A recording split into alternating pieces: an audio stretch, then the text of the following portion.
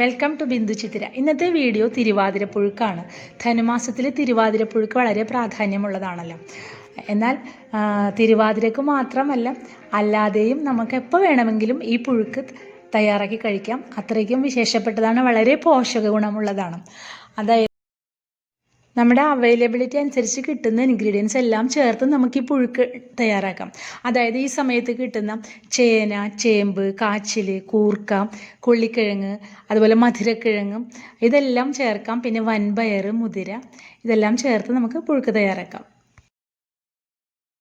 ഞാനിവിടെ എടുത്തിരിക്കുന്നത് വൻപയറാണ്. മുതിര എൻ്റെ അടുത്തില്ല. മുതിര എടുക്കുകയാണെങ്കിൽ അതൊന്ന് വറുത്തിട്ട് വേവിക്കുന്നതായിരിക്കും നല്ലത്. അപ്പം വൻപയർ വെള്ളത്തിൽ കുതിർത്തി വെച്ചിട്ടുണ്ട്. പിന്നെ എടുത്തിരിക്കുന്നത് നേന്ത്രക്കായ എടുത്തിട്ടുണ്ട്, ചേന, ചേമ്പ് എന്ന് പറഞ്ഞാൽ വലിയ ചേമ്പ്, കണ്ടിച്ചേമ്പ് എന്ന് പറയില്ല അത്, പിന്നെ മധുരക്കിഴങ്ങ്. ഇത്രയും സാധനങ്ങളാണ് എൻ്റെ അടുത്തുള്ളത്. അപ്പോൾ ഉള്ളതുകൊണ്ടാണ് തയ്യാറാക്കുന്നത്. ഞാൻ പ്രഷർ കുക്കറിലാണ് കേട്ടോ തയ്യാറാക്കുന്നത്. അപ്പോൾ ആദ്യം നമുക്ക് വൻപയർ വേവിച്ചെടുക്കാം. വൻപയർ കുക്കറിൽ അത് അധികം ഉടഞ്ഞു പോവാതെ വേവിച്ചെടുക്കാം. അപ്പോൾ അങ്ങനെ നമ്മുടെ പയർ വെന്തിട്ടുണ്ട്. പിന്നെ അതിലേക്ക് നമ്മൾ കഴുകി വൃത്തിയാക്കി വെച്ചിരിക്കുന്ന കഷ്ണങ്ങളില്ലേ, ആ കഷ്ണങ്ങളെല്ലാം ചേർത്ത് ആവശ്യത്തിന് ഉപ്പും മഞ്ഞൾപ്പൊടിയും അല്പം വെള്ളവും ചേർത്ത് ഒരു 2-3 വിസിൽ, ഞാൻ 2 വിസിലേ ഇട്ടുള്ളൂ, അത് മതിയാവും. കാരണം വെന്തുടഞ്ഞ് പോകരുത്.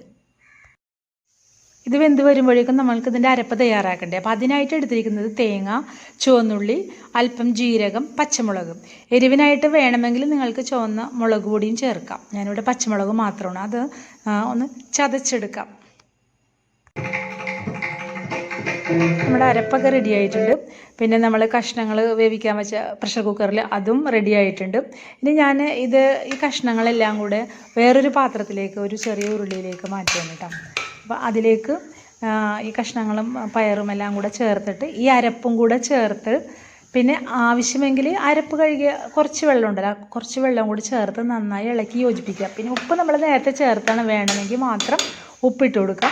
എന്നിട്ട് ഒരു 2-3 മിനിറ്റ് ഒരു അധികം ഫ്ലെയിം കൂട്ടിയിരണ്ട, ഒരു മീഡിയം ഫ്ലെയിമിൽ ഒന്ന് മൂടി വെച്ച് വേവിച്ചെടുക്കാം. ഞാനിവിടെ ആ വാഴയില വെച്ച് തന്നെ മൂടി വേവിച്ചെടുക്കണം. 2-3 മിനിറ്റ് വേവിച്ചാൽ മതിയാവും. അപ്പോൾ നമ്മുടെ പുഴുക്ക് വെന്ത് വന്നിട്ടുണ്ട്, ഫൈനൽ സ്റ്റേജിലെത്തി.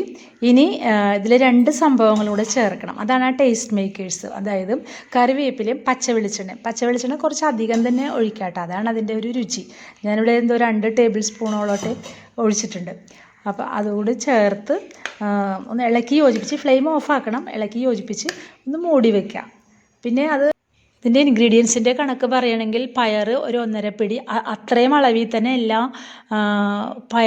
കിഴങ്ങ് വർഗ്ഗങ്ങളും എടുത്തിട്ടുണ്ട്. ഇവിടെ കഷ്ണങ്ങൾ നുറുക്കുന്നത് തീരെ ചെറുതായിട്ടല്ല, അല്പം വലുതായിട്ട് തന്നെയാണ് ഈ പുഴുക്കിന് എടുക്കുന്നത്.